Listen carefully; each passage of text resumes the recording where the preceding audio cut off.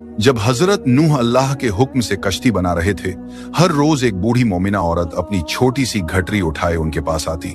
वो कहती, ए अल्लाह के नबी, कश्ती कब रवाना होगी? हजरत नूह मुस्कुराकर फरमाते, अभी देर है, वक्त आने दो। वो औरत वहां बैठी रहती, पूरा दिन इंतजार करती, फिर शाम होते ही घर वापस चली जाती। यह सिलसिला कई दिनों तक चलता रहा। एक दिन हजरत नूह ने उस बूढ़ी औरत से फरमाया, ए बूढ़ी अम्मा, जब जाने का वक्त आएगा तो तुझे बता दिया जाएगा। वो सर झुकाकर चल दी, मगर दिल में यकीन था कि जब कश्ती चलेगी नबी जरूर बुलाएंगे। वक्त गुजरता गया, फिर अल्लाह का अजाब आ गया।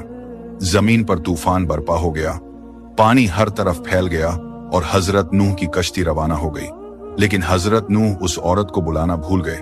जाहिरी तौर पर ऐसा ही हुआ। तूफान थम गया, समंदर की लहरें रुक गईं। कुछ वक्त बाद हजरत नूह के दिल में ख्याल आया कि चलो उस शहर को देखा जाए जहां से सब कुछ शुरू हुआ था। वो कश्ती से उतरे और शहर की तरफ चल दिए।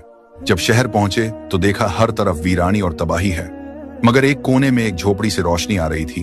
एक दिया जल रहा था। हजरत नूह हैरान हुए, इतना बड़ा तूफान आया, सब कुछ डूब गया, लेकिन यह दिया कैसे जल रहा है? उन्होंने जोर से अल्लाहू अकबर कहा। झोपड़ी का पर्दा उठा। वही बूढ़ी औरत घटरी उठाए बाहर आई और मासूमियत से बोली, या नबी अल्लाह, क्या कश्ती अब तैयार है? चलें? हजरत नूह की आंखें हैरत से फैल गईं। उन्होंने पूछा, ऐ बूढ़ी अम्मा, तुझे कुछ भी पता नहीं चला? औरत ने सादा दिली से जवाब दिया, क्या नहीं पता चला या नबी अल्लाह?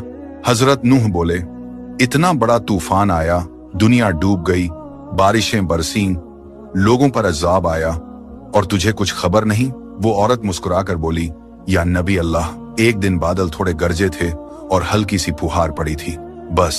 हजरत नूह ने आसमान की तरफ देखकर फरमाया, ए मेरे रब, यह क्या मौजिजा है? तब अल्लाह ताला ने उन पर वही नाजिल फरमाई, ए मेरे प्यारे नबी, इस औरत के दिल में तुम्हारी मोहब्बत थी और तुमने इससे वादा किया था कि जब कश्ती रवाना होगी तुम इसे ले चलोगे। तुम अपना वादा भूल गए, लेकिन मैं रब्बुल आलमीन तुम्हारे वादे का भी जिम्मेदार हूं। मैंने अपने अजाब को इस तक पहुंचने ही नहीं दिया। इसे एहसास तक नहीं हुआ कि कैसा अजाब आया और कब चला गया।